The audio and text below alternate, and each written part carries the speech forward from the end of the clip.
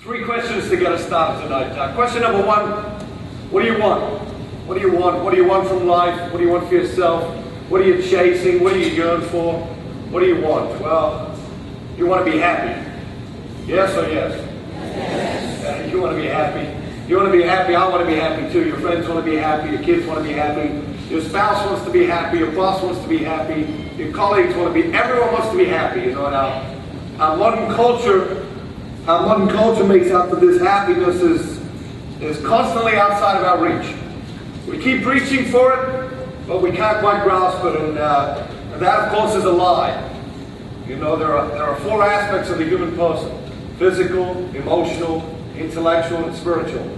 Now, physically, if you exercise regularly and you eat the right sorts of food and you sleep regularly, how do you feel? Yeah? Because I gotta tell you, doesn't sound like you have too much experience with that. You know? Physically, if you exercise regularly and you eat the right sorts of food and you sleep regularly, you feel great. Yes or yes? Yes. Yeah, you feel more fully alive and you're healthier and you're happier when you exercise regularly and eat the right sorts of food and sleep regularly. Emotionally, every single one of us knows the happiest people on the planet are people with dynamic relationships. And when we give focus and priority to the most important relationships in our lives, we're happier.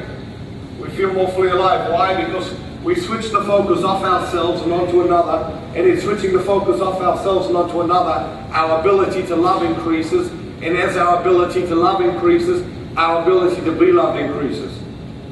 And we feel more fully alive, we're healthier, we're happier when we give that sort of focus and priority to the most important relationships in our lives. Intellectually, you take 10 minutes a day to read a great book. What happens? Your vision of yourself expands, your vision of the world expands, you become more focused, more alert, more vibrant, more vital, you feel more fully alive, you're healthier, you're happier, and you have a richer, more abundant experience of life intellectually. And finally, spiritually, you take a few moments each day to step into the classroom of silence to get reconnected with yourself and reconnected with your God. What happens? You start to make sense of things. In the classroom of silence, we start to make sense of things. And isn't that what we yearn for? We yearn to make sense of things. Why? Because the happiest people on the planet are the people with a clear understanding of who they are and what they're here for. I don't know a happy person who doesn't have a clear understanding of who they are and what they're here for. That's what happy people have got. They've got a clear understanding of who they are and what they're here for. What do they have a clear understanding of?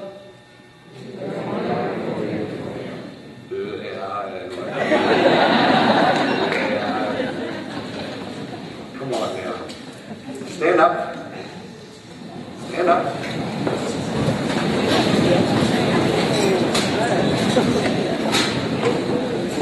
I didn't say stand up and talk. Just stand up. All right, everyone turn and face the middle aisle. Face the middle aisle.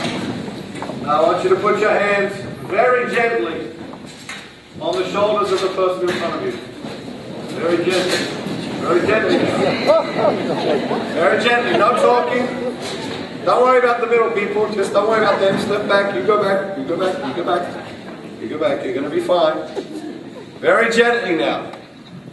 No, you're not touching. Very gently on the shoulders of the person. Your hands, not two fingers. Your hands. All right, now give him just a little bit of massage there now. Gently now, gently. I like the eyes. All right, turn around, face the other way. All right, a little bit of massage there.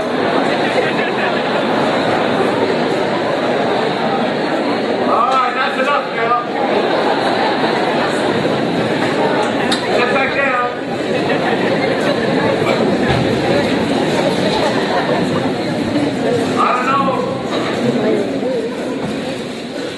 I don't know a happy person who doesn't have a clear and evolving understanding of who they are and what they're here for. What do they have a clear and evolving understanding of? Who they are and what they're here for. Here it is, so you've got to get that. You've got to get a clear and evolving understanding of who you are, what you're here for, and one thing is absolutely certain, and that is you're not going to get it out there in that crazy, noisy, busy world. Where you wake up to clock radios, listen to radio while you shower, watch television while you eat breakfast, listen to radio in the car on the way to work, listen to radio all day over the intercom at work, make phone calls, get put on hold, listen to radio. We got Walkmans and Discmans and DVD-mans and cell phones and pages and internet and iPods. We got so much noise we can't even hear our own thoughts. And how do you imagine that in the midst of all of that noise, you're actually going to work out who you are and what you're here for? The answer is you're just not. You're just not. You just become another cog in the global economic wheel, consuming and being consumed. But when we take that time, even just a few minutes each day, in a classroom of silence, what happens? We start to develop a sense of who we are and what we're here for. It's in the silence that things begin to make sense. And when we take that time, just a few minutes each day, we're happier. We feel more fully alive. And we have a richer, more abundant experience of life. So physically, emotionally, intellectually, and spiritually, we all know the things that make us happy. Yes or yes? Yes. Oh yeah, we just don't do it. That's the insanity. Don't exercise regularly. Why? Too busy. Don't eat the right sorts of food. Why?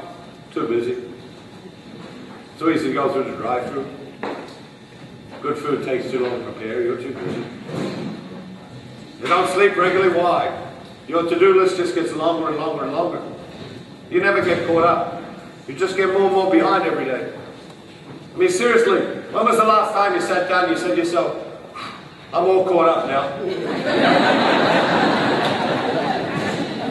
What am I going to do today? I'm all caught up. No, you don't get caught up. So what do you do in the 45 minutes before you go to bed each night? You rush around doing 45 things, telling yourself, if I can just get these 45 things done before I go to bed, I'll be ready for tomorrow. You get to bed, you can't sleep because you're all wound up. You wake up the next morning, you're still tired because you didn't get enough rest. No, we don't sleep regularly. Why? Too busy. You know, emotionally, every one of us knows happiest people on the planet, people with dynamic relationships. And relationships thrive under one condition: carefree timelessness. Carefree timelessness.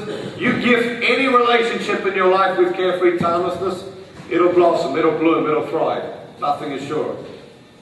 Who are the experts in carefree timelessness? Yeah, teenagers. Teenagers.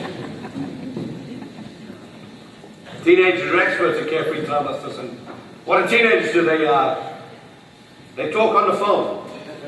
Yes or yes? How long do they talk on the phone for? Yeah, forever. You know, so Johnny's on the phone for 4 hours. Johnny gets off the phone, he said, Johnny, who are you talking to? Johnny says, Susan. Susan is Johnny's girlfriend. He said, Johnny, what did you guys talk about for 4 hours? What does Johnny say? Nothing. Yeah. Carefree timelessness. That's the reason young people fall in love so easily. That's the reason. That's when you fell in love. And the reason the rest of us fall out of love so easily is we start our relationships with that carefree timelessness. And we don't need 4 or 5 hours of it at a time. What is carefree timelessness? Carefree timelessness isn't hours and hours and hours. Carefree timelessness is time together without an agenda.